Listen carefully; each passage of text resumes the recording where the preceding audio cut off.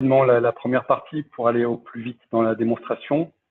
Je vais d'abord vous présenter en 2 slides Everteam pour ceux qui ne nous connaissent pas, la problématique actuelle à laquelle répond Discover. Ensuite, ce que fait concrètement Discover avec quelques concepts techniques et nous passerons à la démonstration. Donc, Everteam, nous sommes un éditeur de logiciels dédié à la gouvernance de l'information depuis maintenant 25 ans. Donc, nous avons plusieurs logiciels dédiés à la gouvernance, que ce soit pour la partie archivage, etc., SAE. Et donc, aujourd'hui, on va se consacrer essentiellement à Discover. En quelques chiffres, donc nous avons 25 ans d'expérience avec plus de 1300 clients dans le monde entier. Nous sommes 600 avec des bureaux répartis un petit peu partout dans le monde. Et Cocorico, en 2018, nous avons gagné le Best Information Governance Company Award aux États-Unis. Donc voilà, juste pour rappeler quelques références dans le monde entier, notamment voilà en France, vous pouvez voir, nous travaillons avec la BNP, Engie, Servier, Bouygues, Safran. Je ne peux pas les citer tous et je m'en excuse, mais voilà, ce sont essentiellement des gros comptes. Donc, qu'est-ce qui différencie concrètement Everteam depuis 25 ans? Déjà l'expérience, et puis c'est ce socle logiciel unique, c'est-à-dire que tous nos logiciels, bien qu'ils soient packagés, s'appuient sur un même logiciel qui donc enrichit tous les produits les uns envers les autres et permet une grande interactivité entre nos logiciels. C'est aussi et surtout l'innovation avec notre service Everteam Lab. Everteam Lab, il a eu l'agrément en tant que labo de recherche auprès du ministère de l'Éducation. Et en fait, notre service Everteam Lab travaille sur l'intelligence artificielle depuis 2009. Donc, même si Discover est un produit un petit peu nouveau sur le marché, il s'appuie sur des technologies qui sont éprouvées depuis longtemps au sein d'Everteam et qui sont déjà en production et utilisées chez nombreux de nos clients. Ensuite, c'est l'architecture microservice. Donc, sans rentrer dans les détails techniques, qu'est-ce que nous permet l'architecture microservice? C'est surtout de permettre une grande adaptabilité en fonction sur Discover, notamment de la volumétrie. C'est-à-dire que Discover est capable de s'adapter à un système de 1000 documents comme à un système de 100 millions de documents. Simplement, voilà, en multipliant les microservices pour les permettre de participer au même effort. L'avantage aussi de cette architecture microservice, c'est qu'elle permet justement de s'adapter aussi dans le temps. C'est-à-dire que lorsque vous allez arriver avec 100 millions de documents, le premier effort d'indexation sur la volumétrie est énorme. Donc, on va pouvoir mettre à disposition une plateforme conséquente qui va pouvoir absorber cette information initiale pour ensuite baisser le voilage, je dirais, de Discover pour avoir toujours, si vous voulez, une architecture en fonction du besoin. Et ensuite, ce sont donc effectivement nos produits Eversuite, une interface ergonomique simple et robuste. Nous avons un service UI et UX qui adapte nos interfaces pour répondre un petit peu aux us et coutumes du web. Donc la problématique qui nous intéresse aujourd'hui, la première, c'est ce qu'on appelle aujourd'hui le déluge informationnel, à savoir qu'effectivement depuis 15 ans maintenant, on a eu un peu le fantasme du tout numérique, parce qu'effectivement, il était beaucoup plus intéressant d'avoir un disque dur partagé ou une application archive pour remplacer tous ces placards remplis de papier et tous ces entrepôts qui coûtaient cher à la location. Donc, on a eu effectivement cette ère un petit peu du tout numérique qui a rendu le volume exponentiel. Et aujourd'hui, on est dans une situation où on a 80% de données non structurées et où effectivement, on arrive sur une nouvelle ère où les gens veulent reprendre le contrôle sur leurs données. Parce qu'effectivement, avec ce volume qui croît sans cesse, on perd un petit peu la visibilité sur ce qu'on détient véritablement. Donc, pour illustrer ça, il y a 2 études qui sont sorties en 2018 par IBM qui sont assez intéressantes. Sur la partie gauche, l'information intéressante à constater, c'est que sur 75% des professionnels interrogés trouvent effectivement ce déluge informationnel, le chaos que ça génère, problématique. Alors, ça peut être un problème critique, un problème significatif, peu importe. Dans tous les cas, pour 75% des professionnels, ce volume numérique de données est problématique. Et l'étude de droite a 2 informations intéressantes. La première, c'est que pour seulement 2% des professionnels interrogés, ce volume ne va pas croître sur les 2 prochaines années. En revanche, pour 35% des mêmes interrogés, ce volume va croître d'un coefficient entre 5 et 10 sur les 2 prochaines années. Donc effectivement, on a, comme je vous le disais, cette problématique du déluge informationnel non seulement est un problème aujourd'hui, mais va être de plus en plus problématique dans le futur. découle de cette problématique ce que les Américains appellent le dark data. Donc ça, c'est une étude qui date de 2016 pour les chiffres en tant que tels. Il faut savoir qu'aujourd'hui, seuls 15% des données métiers sont connues. C'est-à-dire, elles sont localisées et elles sont connues par l'ensemble des professionnels d'une entreprise. Et sur ces 15%, seulement 5% sont des documents engageants. Alors par ce qu'on appelle engageants, ce sont effectivement les contrats, les devis, les factures, tout ce qui est soumis à des périodes de rétention. Mais ça peut être également tout ce qui est par exemple le gel légal. Reste 80% de ce qui est effectivement nommé dark data. Dans ces 85%, il y a 33% de données qui s'appellent le ROT, des données redondantes, obsolètes et triviales. Donc ça va être effectivement tous les fichiers qui sont en doublon, tous les fichiers qui sont devenus inutiles ou tous les fichiers qui sont voilà, trop vieux, obsolètes. Et il y reste 52% de dark data. Donc le dark data, c'est effectivement ce sur le quoi on n'a plus aucune visibilité aujourd'hui. Donc dans ces 52%, il y a à nouveau du ROT, donc des données qui sont obsolètes ou triviales, mais il y a également des données qui peuvent être engageantes et sur lesquelles on n'a aucune visibilité. Donc c'est sur ces 85% de données que Discover va pouvoir nous aider. Donc c'est un peu ce que je vous disais, c'est que excusez-moi, j'ai un problème de PowerPoint. Donc formidable. Je vais relancer PowerPoint.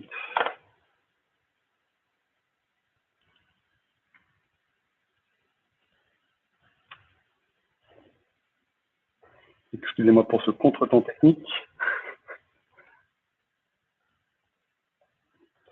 Voilà, donc on va revenir à la page. Ce que je vous disais effectivement sur ce déluge informationnel, c'est que aujourd'hui, on va revenir quand même au bon slide. Voilà, c'est que en fait depuis effectivement 10-15 ans, depuis cette ère un petit peu du tout numérique, il y a eu ce fantasme d'avoir une application métier ou un hébergeur qui allait agréger toutes les données. Le problème, c'est que c'est l'inverse qui s'est produit. Et en fait, les solutions pour gérer les données se sont multipliées. Donc, chaque utilisateur y est allé de son compte Dropbox pour pouvoir avoir accès aux 4 contrats sur lesquels il était en train de travailler depuis chez lui. Il y a eu des disques réseau qu'on a mis à droite et à gauche pour pouvoir alléger les disques de travail. Il y a toujours les solutions qu'on a conservées depuis longtemps, les OpenText, les Alfresco, etc. Et en fait, aujourd'hui, le véritable besoin, il est de faire un inventaire de toutes ces données qui sont éclatées. Et c'est là où effectivement Discover intervient, c'est qu'il va avoir la capacité de se connecter à toutes vos sources de données, quelles qu'elles soient, pour avoir un endroit unique où les traiter, les valoriser, supprimer l'inutile, etc. Donc, qu'est-ce que fait Discover concrètement? Maintenant que vous avez un peu compris la problématique, en fait, il y a 4 cas d'usage principaux, je dirais. C'est ce que vous voyez sur votre gauche. Donc, il y a la partie assainissement. Donc, c'est ce que je disais tout à l'heure à propos donc, du ROT, c'est-à-dire être capable d'identifier tous les fichiers qui sont inutiles, qui sont en doublon, ou alors qui sont trop volumineux pour être conservés en l'état, etc. Il y a aussi l'obsolescence des fichiers. Donc, tout ça, je vous montrerai pendant la démo. Directement relié à ce cas d'usage d'assainissement, il y a la migration. Une fois que vous avez trié le bon grain de livret, que vous avez uniquement les bonnes informations, l'intérêt, ça va être effectivement de migrer. Alors, il y a 2 types de migration. Il y a la migration vers le cloud, où là, effectivement, l'assainissement est nécessaire, puisque les hébergements cloud, le coût est calculé sur la volumétrie. Donc, il est toujours plus intéressant d'héberger 3 Tera plutôt que 5. Et il y a aussi les migrations vers des applications d'archivage type SAE, où là aussi, il est intéressant d'être sûr que l'information qui est envoyée vers l'archive est cohérente et intéressante. Ensuite, en parallèle, il y a effectivement la conformité, avec la possibilité de se mettre en conformité avec les normes. La plus célèbre en ce moment étant le RGPD, dont on parle énormément. Donc voilà, Discover va nous aider à nous mettre en conformité et va aider le DPO dans cette tâche-là. Et il y a enfin l'archivage et record management, c'est-à-dire une fois qu'effectivement on a pu maîtriser, identifier les documents engageants, les documents importants et qu'on a pu se défaire de toute la partie inutile, la partie route. Ce qui est intéressant, ça va être de typer, de valoriser les documents restants pour savoir qu'est-ce qui est de l'ordre du contrat, de l'ordre du devis, etc. Et de pouvoir leur attribuer donc des périodes de rétention. Donc ça, c'est pour les cas d'usage un petit peu voilà, techniques, pratiques, mais de manière transverse pour les utilisateurs, quels que soient les cas d'usage. Discover a de nombreux avantages, notamment donc la vue à 360. Donc, tout ça, c'est des choses que je vous montrerai pendant la démo. Le gros avantage, c'est que Discover va permettre d'avoir des tableaux de bord personnalisables par utilisateur, où voilà, chaque utilisateur va pouvoir choisir quelles données afficher en termes de tableau de bord, pouvoir accéder directement à l'information dont il a besoin en fonction de son cas d'usage particulier. Et puis, il y a la recherche cognitive, effectivement, le fait de pouvoir utiliser Discover comme un point d'entrée sur toutes les sources connectées, avec de nombreuses aides à la recherche via les entités nommées et via tout ce qu'on pourra voir pendant la démo. Donc voilà, les fonctions clés de Discover, c'est un petit peu des notions transverses par rapport au cas d'usage que je viens de vous expliquer.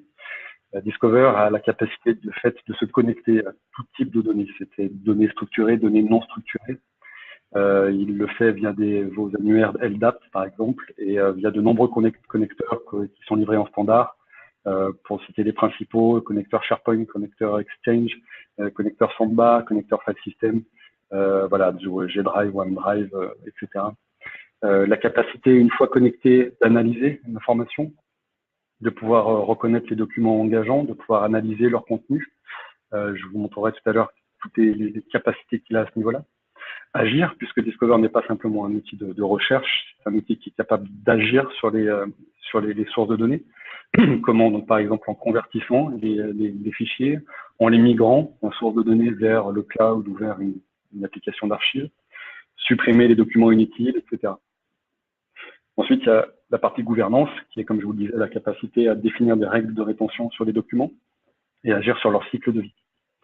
Et puis, donc, il y a à rechercher, vous l'avez compris, puisqu'on peut avoir ces tableaux de bord qui va permettre de faire des recherches intelligentes de manière voilà, très, très riche pour les utilisateurs finaux. Et puis, la capacité d'archiver, donc, voilà, de spécifier les dates de rétention avec des actions en fin de période. Et enfin, au jour le jour, un outil de consultation qui va permettre d'être voilà, un point d'entrée sur toutes les sources connectées pour travailler au quotidien. Donc, pour mieux comprendre Discover, avant de me lancer dans le clic, vous expliquer, je vais vulgariser, ce ne sera pas des concepts trop techniques, mais vous expliquer sur quel concept s'appuie Discover. Le premier, c'est NLP. Donc voilà, la définition, le traitement et l'analyse du langage naturel basé sur la syntaxe et autres éléments du langage humain. Concrètement, qu'est-ce qu'il fait? C'est plus tard, lorsque je vais vous parler d'extraction de texte, on a tendance à imaginer que l'extraction de texte, c'est copier le texte qui est dans un document et le coller dans un index. En fait, Discover a une vraie démarche intelligente sur cette extraction-là et il ne fait pas simplement de l'extraction de texte brut. Il va contextualiser le document, notamment par la langue qu'il va définir lui-même. Il va passer, voilà, quelques exemples, je vais passer sur la partie trop technique, mais il va par exemple passer tous les verbes à la forme infinitive, il va passer tous les noms et les adjectifs au masculin singulier, de manière à permettre de rechercher sur les racines. Donc si vous allez chercher cheval dans Discover, il va être capable de vous retrouver chevaux. Avec l'analyse sémantique, il va pouvoir aussi analyser la langue et déterminer des synonymes pour faire des recherches synonymiques. Donc cette fois-ci, lorsque vous chercherez cheval, il pourra vous retrouver poney de manière complètement transparente. La recherche sémantique va aussi permettre de faire de la recherche multilingue. Donc lorsque vous chercherez contrat, il sera capable de retrouver tous les documents qui contiennent contract, par exemple en anglais. Et toutes ces techniques-là s'enrichissent mutuellement. Donc lorsque vous allez chercher contrat, il sera capable de faire une recherche multilingue et de vous rendre contract, mais il sera également de faire une recherche multilingue synonymique et de vous ramener contract et agreement. Donc pour l'utilisateur final, c'est une recherche qui est très facile, très intuitive et qui donne de très bons résultats. Un autre concept qui est très important et qui est très riche au sein de Discover, c'est l'extraction d'entités nommées. Donc, qu'est-ce que c'est qu'une entité nommée? En fait, le terme entité nommée vient de l'anglais name entities, mais c'est vrai qu'en français, c'est pas forcément le terme le plus explicite. Une entité nommée, c'est le terme ou tous les termes ou les groupes de termes que l'on peut reconnaître, identifier au sein d'un texte. C'est un tout petit peu le même exercice que fait votre cerveau si vous prenez une feuille A4 et que vous lisez. Vous allez très facilement retrouver qu'un endroit, c'est une personne via nom, prénom ou monsieur un tel. Vous allez reconnaître qu'on parle d'une adresse mail ou d'un numéro de téléphone ou d'un IBAN ou d'une adresse. Donc voilà, Discover fait le même exercice. Une fois que l'extraction de texte est faite, il va être capable de reconnaître les noms de personnes, les adresses. Donc, je vous montrerai la liste qui est fournie en standard. Donc, les entités nommées, il y a trois grandes familles d'entités nommées. Il y a ce qu'on appelle les expressions régulières. Donc, typiquement, c'est tout ce qui peut être mis sous forme de formule. Donc, on pense notamment au numéro de téléphone, par exemple. Ça peut être le numéro de sécurité sociale, les IBAN. Donc, voilà, tout ça, ce sont les entités nommées basées sur des expressions régulières. Vous avez ensuite les entités nommées qui sont basées sur des dictionnaires. Donc là, c'est assez intéressant dans des contextes voilà, projets. Par exemple, effectivement, Discover est capable de trouver des personnes de manière spontanée. Mais si vous vous appuyez sur un dictionnaire, vous allez lui donner par exemple le dictionnaire donc le dictionnaire c'est un bête fichier XML. Vous allez pouvoir lui donner le dictionnaire de tous vos collaborateurs, de tous les gens qui travaillent dans votre société. Et de fait, il ne va pas simplement trouver les personnes de manière un peu générale, il va être capable de vous cibler tous les collaborateurs de votre société. Donc vous allez pouvoir avoir un tableau de bord avec par exemple une facette qui liste tous les collaborateurs, une autre facette basée sur un autre dictionnaire qui va vous présenter tous vos clients ou tous vos fournisseurs, etc. Et le dernier type d'entité nommée, c'est donc ce on s'appuie sur un package qui s'appelle Lingware. Et là, effectivement, c'est de la recherche sémantique. Et c'est lorsqu'il n'y a pas eu d'expression régulière possible, lorsqu'il n'y a pas de dictionnaire fourni, c'est Lingware qui va lui-même faire l'effort de reconnaître des adresses, qui va reconnaître des personnes. Donc, vous le verrez au moment de la démo.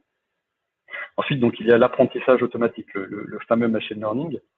Donc, ce qu'on appelle le machine learning, en fait, ce sont les techniques statistiques qui vont permettre à Discover d'enrichir de lui-même les documents. C'est-à-dire qu'en fait, si un utilisateur a déjà renseigné, a déjà décrit certains contrats, si dans votre source documentaire, vous avez de nombreux contrats, Discover va analyser tous les fichiers qui ont été valorisés en tant que contrat et va apprendre leurs similarités. Donc, il va regarder ce qui fait en fait l'essence d'un contrat dans votre société. Donc, ça va être peut-être un masque visuel qui fait que les contrats se ressemblent, ou alors ça va être les informations qu'il y a dedans. Peut-être qu'il y a une personne citée en haut à gauche ou un IBAN en bas à droite, peu importe. Discover va étudier les similarités. Et plus vous aurez renseigné les documents, plus de lui-même Discover va être capable de renseigner spontanément seul des documents. Voilà. Et on fait ensuite donc l'enrichissement des métadonnées. Donc là, ça va passer par de nombreuses choses différentes que je vous montrerai pendant la démo. C'est la capacité, parce que quand on parle de métadonnées, on pense souvent aux métadonnées système, donc à savoir ce que les systèmes fournissent, le type du document, le format du document, l'auteur, la date de modification, la date de création, etc. Ça, ce sont les métadonnées système. Mais sur cette couche de métadonnées système, Discover enrichit, il y a une couche de métadonnées propre à Discover qui va vous permettre effectivement donc de rajouter par exemple, comme on le disait, des types de documents, factures, devis, etc. Mais aussi, pourquoi pas, des étiquettes pour permettre de la collaboration entre différents utilisateurs ou des labels, etc. À nouveau, tout ça, je vous montrerai pendant la démo. Donc, juste pour vous situer un petit peu comment fonctionne cet enrichissement à travers Discover, dès que vous avez connecté vos sources de données, quelles qu'elles soient, il y a ce qu'on appelle l'indexation niveau 1 ou le live scan qui commence. Donc, qu'est-ce que c'est que le live scan? Donc là, Discover va juste localiser tous vos fichiers sur les sources de données et va extraire toutes les métadonnées, les attributs système. Dès que certains documents ont passé ce niveau 1, le niveau 2 qu'on appelle Deep Scan commence. Et donc, c'est là où intervient NLP dont je vous parlais, c'est-à-dire c'est l'extraction de textes et de concepts dans tous les documents où c'est possible. C'est-à-dire les documents qui contiennent du texte, que ce soit de l'Office, du OpenOffice, du PDF texte, du mail, enfin voilà, tous les documents qui contiennent du texte sont soumis à ce Deep Scan.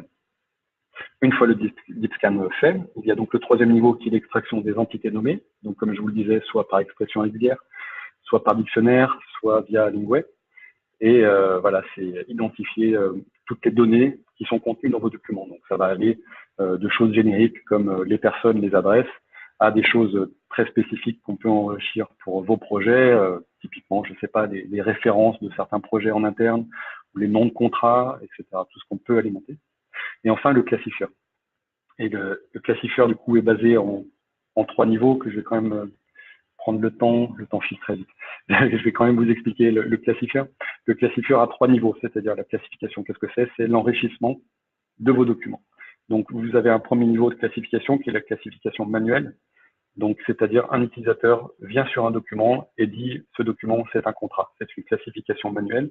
Et c'est toujours celle qui sera pris en premier en priorité par Discover.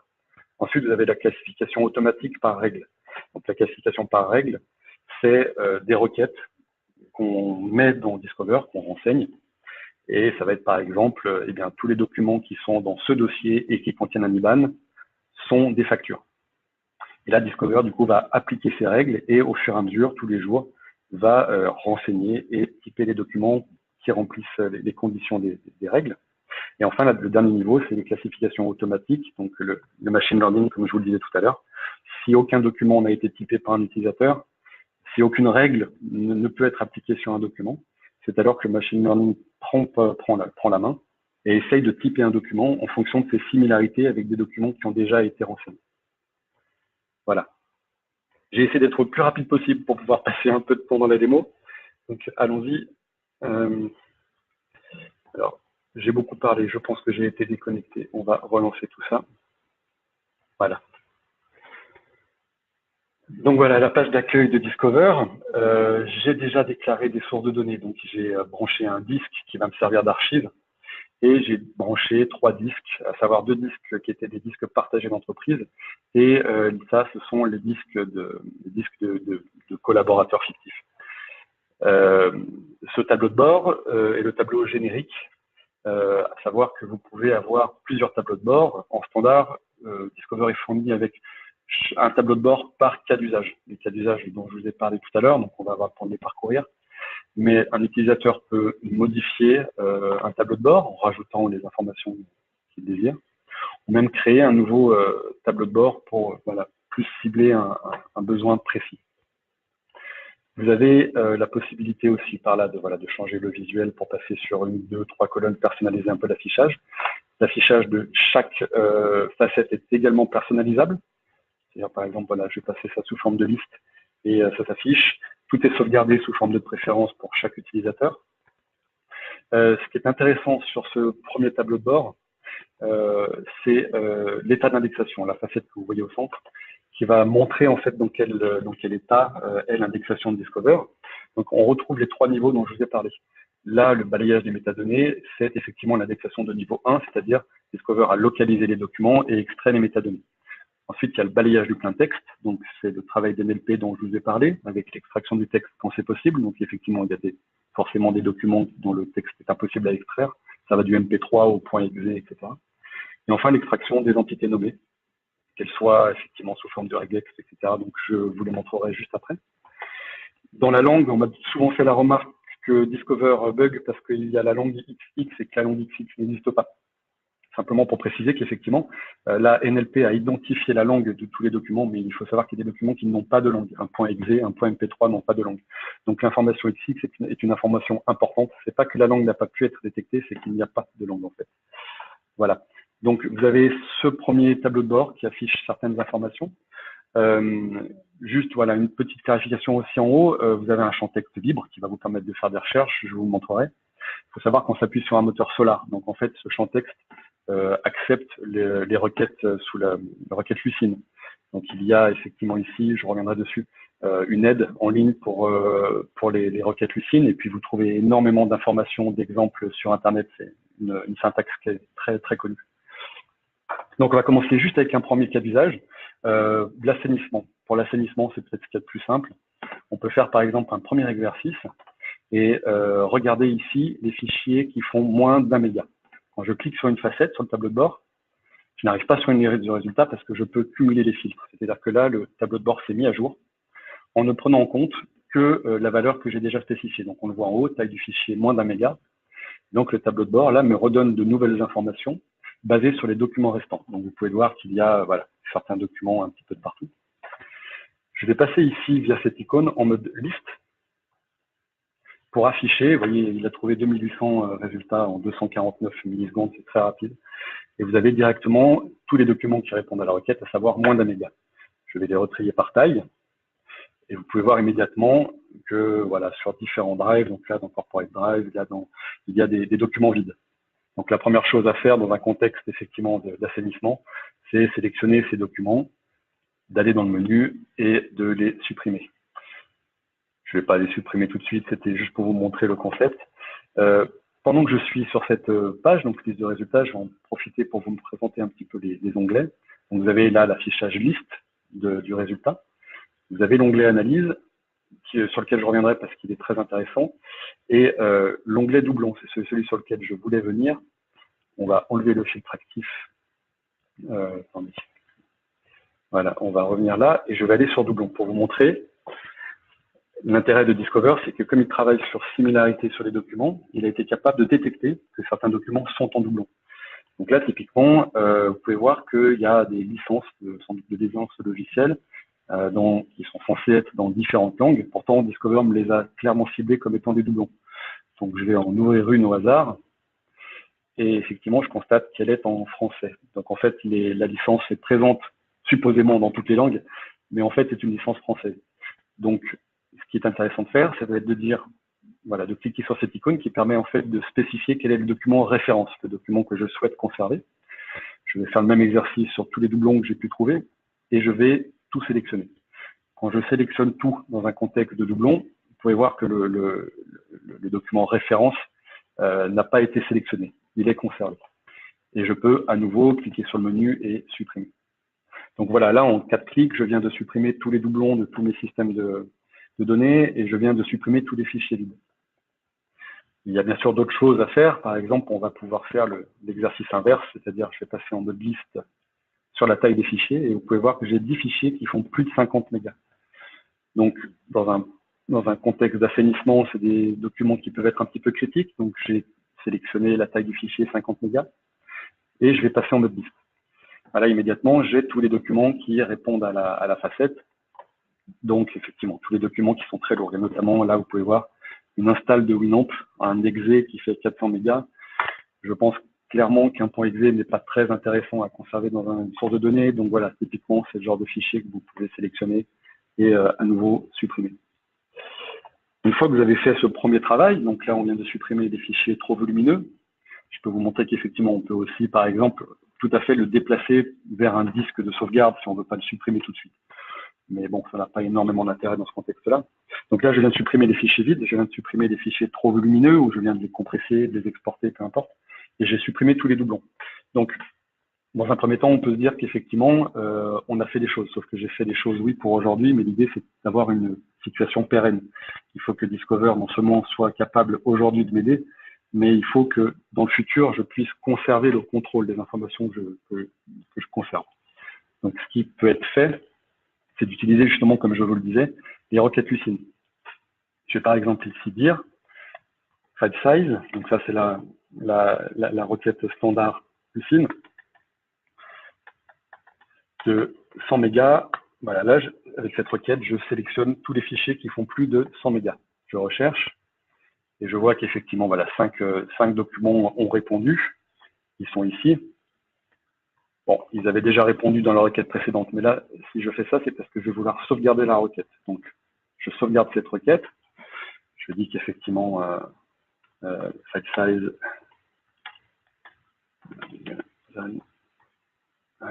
100 mégabits.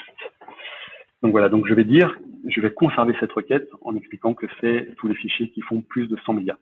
Et je vais rajouter une notification par mail.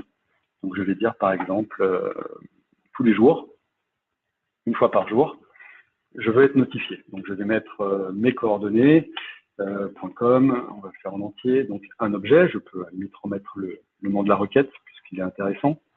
Je vais choisir un modèle, donc il y a un modèle par défaut qui présente les informations, mais dans un contexte projet, je peux les rajouter de nouveaux modèles, et je vais enregistrer. Et une fois que l'information, cette requête sera enregistrée avec notification par mail, tous les jours, si un nouveau document faisant plus de 100 mégas est rajouté, je serai notifié. Et du coup, je vais pouvoir, voilà, dans le temps, conserver le contrôle de toute mon information. Là, je l'ai fait avec les documents qui font plus de 100 mégas, mais on peut imaginer énormément de choses différentes. Pourquoi pas repérer tous les documents vides ou tous les doublons. Dans le même ordre, hop, voilà, dans attendez. Dans le même ordre d'idée pour l'assainissement, il y a un élément qui est très important également, c'est, je vous mets ma requête, c'est le concept d'obsolescence des fichiers. Si vous avez par exemple un Excel ou un PDF, ils sont soumis effectivement à un logiciel sous licence. et les vieilles versions deviennent obsolètes et elles deviennent illisibles sur les nouvelles versions. Autre exemple, un PDF 1.0, bien souvent, n'est pas importé dans un logiciel d'archivage moderne parce qu'ils doivent être convertis sur des versions plus récentes. Donc, dans ces cas-là, je peux vous montrer, si je sélectionne dans le type de fichier les PDF. Voilà, j'ai immédiatement tous les PDF de mes sources de données qui s'affichent. Et je vais passer, comme je vous le disais tout à l'heure, par l'onglet Analyse, qui me présente du coup une analyse des métadonnées. Donc, dans un premier temps, il me montre simplement ce que j'ai sélectionné, à savoir les PDF. Mais je vais pouvoir choisir, sur ce lot de résultats, la version de l'application. Et là, immédiatement, non seulement, effectivement, j'ai les PDF de sélectionner, mais je sais en quelle version ils sont. Et je vais pouvoir vérifier que je n'ai pas de PDF trop vieux. Bon, en l'occurrence, j'en ai parce que les PDF 1.2 sont très vieux. Donc, je vais cliquer sur la version 1.2. Et vous pouvez voir en haut que dans les filtres actifs, j'ai désormais des types de fichiers PDF dont la version est 1.2. Donc là, clairement, ce sont des fichiers qui sont trop vieux, dans un format trop vieux. Donc, je vais pouvoir cliquer, non pas ici, qui me permettrait de sélectionner la page, mais je vais sélectionner directement ici tous les résultats. Et voilà, en un clic, vous pouvez voir que j'ai sélectionné les 480 documents PDF en 1.2. Et je vais pouvoir, via le menu, les convertir en PDF A3, qui est la dernière version moderne et pérenne pour importer ou consulter les PDF. Donc, je vais les désélectionner. Donc voilà, là, je viens de nettoyer, tous mes fichiers sont à jour, il n'y a plus de documents vides, il n'y a plus de gros fichiers, il n'y a plus de doublons. Donc maintenant, si je veux, par exemple, migrer, puisque c'est l'action qui vient juste après l'assainissement en général, tout le travail est fait. C'est-à-dire que je vais, par exemple, dire, bon, bah voilà, moi, tous mes sources de données sont bonnes, et c'est le Team Drive que je veux migrer sur un disque d'archives. On peut imaginer, là j'ai mis un disque d'archives, mais on peut imaginer un hébergement cloud ou un logiciel d'archivage, peu importe, l'exercice sera le même. Donc j'ai cliqué effectivement sur le Team Drive que je souhaite migrer. Je vais pouvoir afficher les documents. Et à nouveau, si je sélectionne tous les résultats, je vais pouvoir les déplacer en un clic. Voilà, donc en les déplaçant, si je clique, il va me demander où les déplacer. Donc, je vais par exemple, moi, dans mon cas, choisir Archive, en sachant que ça pourrait être un Google Drive ou peu importe, n'importe quel hébergement cloud, et je vais les déplacer. Et le déplacement va commencer, donc ce sera une action asynchrone. Vous pouvez suivre les actions asynchrones via le menu dédié. Et là, vous verrez voilà, une visualisation, parce que si vous voulez migrer 1, 2, 3 ou 4 Tera, bien évidemment que ce ne sera pas instantané, donc vous pourrez avoir le suivi de vos actions via cet écran et continuer de travailler. Voilà. Je vais vite passer, je suis très en retard malgré mes efforts. On va se mettre là rapidement dans un contexte où je suis le DPO de ma société. Et en fait, on vient de m'installer Discover. Donc, je suis DPO, je suis en charge de la conformité avec les normes RGPD. Donc, la première chose à faire, c'est d'avoir une analyse concrète de ce dont je dispose et de quelles informations personnelles je dispose sur mes sources de données. Donc, je vais aller directement sur le tableau de bord dédié à la conformité. Et là, on va retrouver toutes les entités nommées dont je vous parlais tout à l'heure, à savoir, elles sont là sur votre droite. Ça, c'est tout ce que Discover est capable de détecter de manière standard. Libre à vous après de l'enrichir avec vos dictionnaires d'entreprise. Donc, vous avez les numéros de sécurité sociale, format français, format américain, l'IBAN, la carte de crédit, les téléphones, les personnes, les emails, les organisations, les adresses, les localisations et les URL. Donc, ça, ce sont toutes les informations que Discover est capable de trouver de manière seule, spontanée, dans vos documents. La facette au centre vous présente le ratio entre les documents qui contiennent des données personnelles et ceux qui n'en contiennent pas. À nouveau, vous avez les sources de données sur la gauche et en dessous, ce sont toutes les facettes dédiées aux entités nommées, chaque entité nommée ayant sa propre facette. Donc, dans un premier temps, moi, je suis DPO, je me connecte à cet écran et je me dis, tiens, c'est marrant, j'ai beaucoup d'IBAN, je vais par exemple cliquer sur IBAN.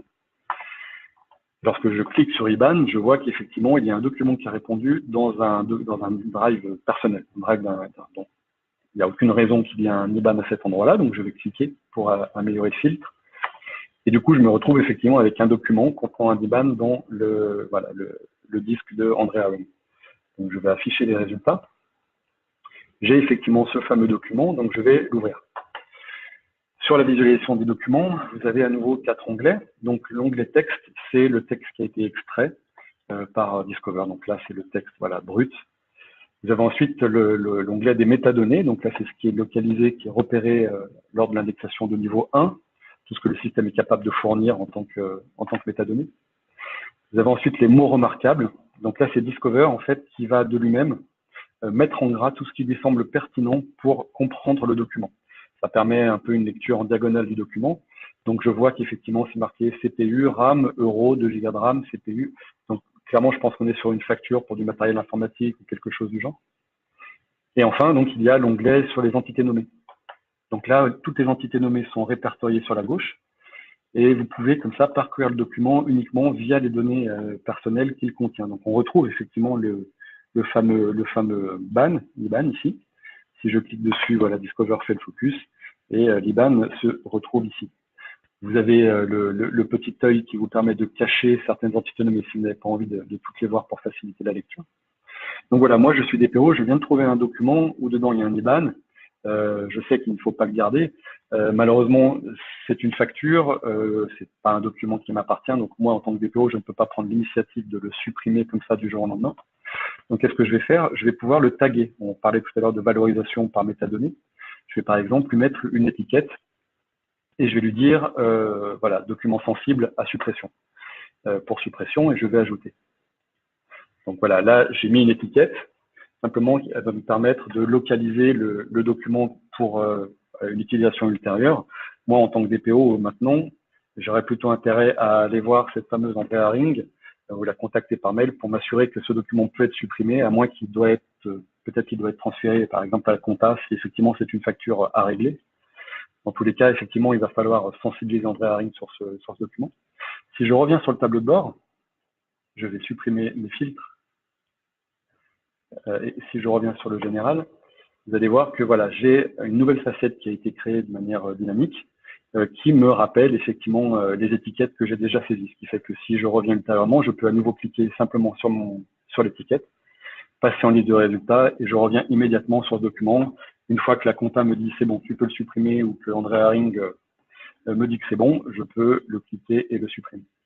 Donc ça, c'est voilà, pour un premier, une première passe en tant que DPO pour analyser la situation, voir que tout est pérenne. Je vais aussi devoir répondre à certaines demandes. C'est le rôle du DPO. On imagine un ancien collègue qui recontacte la société pour son droit à l'oubli. Je vais devoir retrouver toutes les informations dont je dispose à son égard. Donc, on imagine un cas d'usage où un certain Lucio White me contacte et cherche et demande effectivement son droit à l'oubli. Donc, imaginons que je ne connaisse pas trop Discover. Bon, s'il m'a appelé, je vais chercher White via le champ de recherche. Et malheureusement, White étant un nom particulièrement courant, je vais trouver énormément de résultats. Donc, je vais par exemple commencer par une première source de données, repasser en liste de résultats pour regarder un petit peu les documents. Donc effectivement, voilà, je vois White, comme c'était un élément de recherche, il est en surbrillance, je peux le parcourir. En l'occurrence, c'est un white paper, ça ne m'intéresse pas. Je peux parcourir tous les documents de la liste de résultats comme ça. À nouveau, c'est un whitebook. Là, voilà, vous voyez, c'est ce que je disais tout à l'heure sur la recherche synonymique et linguiste, multilinguiste, c'est que là, le livre blanc a répondu. Je cherchais White et Discover me propose un livre blanc. Dans tous les cas, effectivement, je me rends compte que cette approche n'est pas bonne, puisque White, ça va être beaucoup trop générique pour me permettre de retrouver les documents de ce cher Lucio White. Donc là, Discover a sa vraie richesse, à savoir justement les entités nommées, comme je vous disais tout à l'heure. Donc je vais repasser sur le tableau de bord de conformité, et je peux directement ici chercher voilà, Lucio White. Et vous voyez que j'ai en fait deux documents qui contiennent véritablement White Lucio. Donc je vais cliquer. Et là, je vais aller à nouveau en liste de résultats. Et cette fois, il n'y a plus d'erreur possible, plus d'ambiguïté. Si je clique et que je retourne, vous voyez, donc là, il m'a retrouvé effectivement White Lucio. Je peux confirmer via les entités nommées que c'est bien la personne White Lucio, on a cliqué ici, qui a répondu. Je vous passe l'analyse du deuxième document. La réponse sera la même. Effectivement, White Lucio est bien présent. Donc, qu'est-ce qu'il faut faire en tant que DPO? Il y a beaucoup de choses possibles, mais la chose la plus cohérente à faire, ce serait effectivement de créer une nouvelle corbeille dans laquelle je vais rajouter ces deux documents. Donc, je vais créer le panier de Lucio White. Voilà, et je vais créer. Donc là, les deux documents ont été ajoutés dans une corbeille, ce qui va me permettre de globaliser petit à petit tous les documents qu'il faudra que je supprime dans le cadre du droit à l'oubli du sur White. Alors, est-ce que j'ai fini l'analyse? Certainement pas, parce qu'il est fort probable que Lucio White ait été cité dans certains documents sans qu'il soit cité par son nom et son prénom. Je donne un exemple tout bête. Par exemple, dans un email, si je cherche Lucio, vous voyez, Lucio White, j'ai retrouvé son adresse mail, je vais cliquer dessus. Et en fait, si je reviens, vous voyez, dans les sources, j'ai 3 documents. Donc, en fait, je vais repasser en liste. Et en fait, voilà, il y a forcément un document qui m'est passé entre les mailles quand j'ai cherché par le nom, parce qu'il y a un de ces documents, sans doute celui-là, où, vous voyez, le mail est cité, mais le nom et le prénom ne sont pas cités. Donc, il y a quand même un travail qui reste, qui est à la charge du DPO, d'investigation. Discover ne peut pas tout faire, mais c'est un outil formidable d'aide à la localisation de ces données personnelles. Donc à nouveau, je vais pouvoir sélectionner les 3 et ajouter du coup à la corbeille que j'ai créée, Lucio White, et j'enregistre. Et du coup, si je passe dans mes corbeilles ici, vous voyez, voilà, j'ai le panier directement de Lucio White avec 3 documents dedans. Donc voilà, mes investigations vont petit à petit enrichir ce panier. Et une fois que j'aurai terminé, je pourrai effectivement choisir de supprimer, d'exporter, de faire toutes les tâches d'un DPO sur ce sujet-là. Maintenant, ok, aujourd'hui, au jour J, j'ai pu facilement trouver les documents de Lucio White. Le problème, c'est qu'il n'est pas exclu que demain matin, une personne rajoute un nouveau document qui parle de Lucio White. Donc, il faut que je garantisse à la fois qu'aujourd'hui, je sois bon sur la demande de Lucio White, mais que je puisse la rendre pérenne dans le temps et que dans le temps, Lucio White ne réapparaisse pas dans mes sources de données.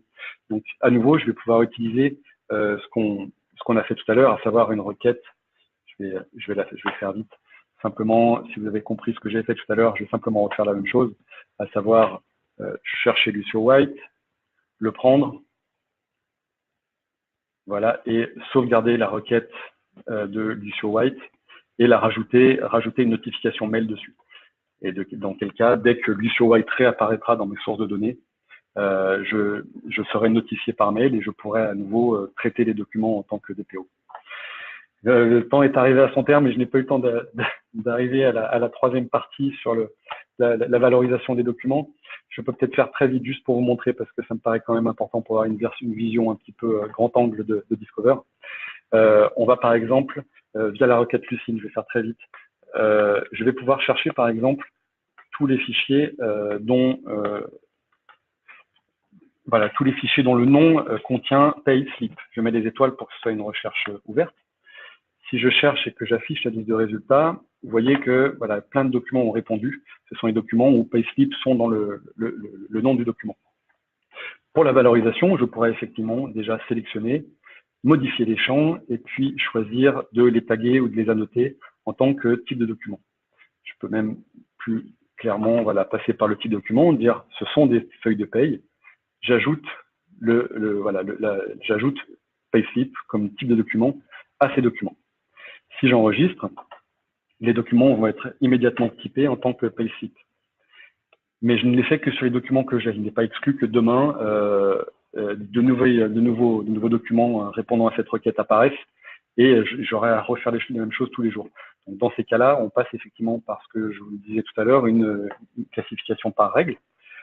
Donc, je vais marquer file name with payslip et je vais enregistrer. Si je passe ici dans les catégoriseurs, classifieurs, comme on les appelle, je vais ajouter un nouveau classifieur qui va influer sur le type de document, c'est-à-dire sur le champ type de document, sur les documents anglais. Je vais ajouter une règle et la règle est simplement en fait la requête que je viens de spécifier pour donner la valeur payslip. Voilà, j'espère avoir été clair. Simplement, j'ai créé un classifieur qui va utiliser le champ type de document pour mettre la valeur payslip dans le champ type de document. Donc, je vais enregistrer.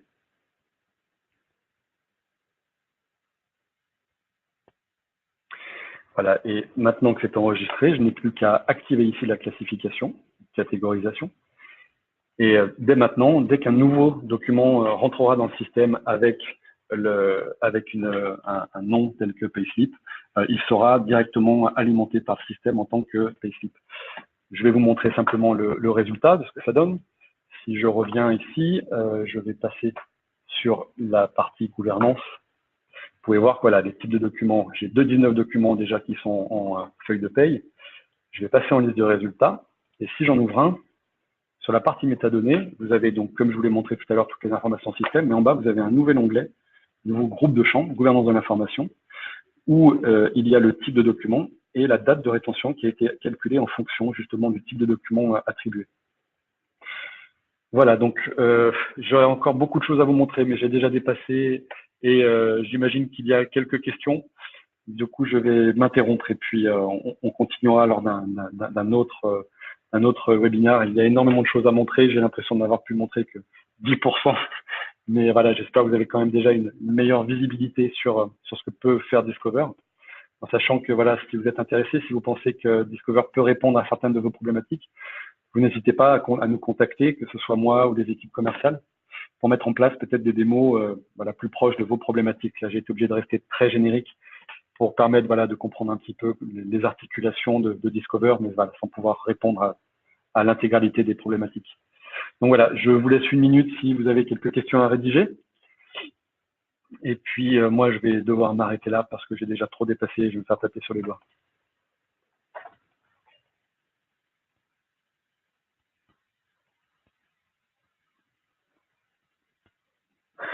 Bon, je vois qu'il n'y a pas l'air d'avoir de questions. C'est sans doute bon signe, c'est que j'ai été suffisamment clair. Dans quel cas, écoutez, je vous souhaite une très bonne journée. Merci d'avoir participé. Et puis, voilà, j'espère vous revoir bientôt. Sans doute, nous allons faire d'autres webinaires sur les use cases de manière plus spécifique. C'est le dernier webinaire qu'on fait, voilà, générique sur tous les use cases parce que c'est trop dense et c'est compliqué. Les prochains seront dédiés à des cas d'usage spécifiques. Donc, voilà, n'hésitez pas à consulter notre site internet pour voir les webinaires qui peuvent vous intéresser en fonction de ce que vous avez vu aujourd'hui. Je vous souhaite une très bonne journée. Au revoir.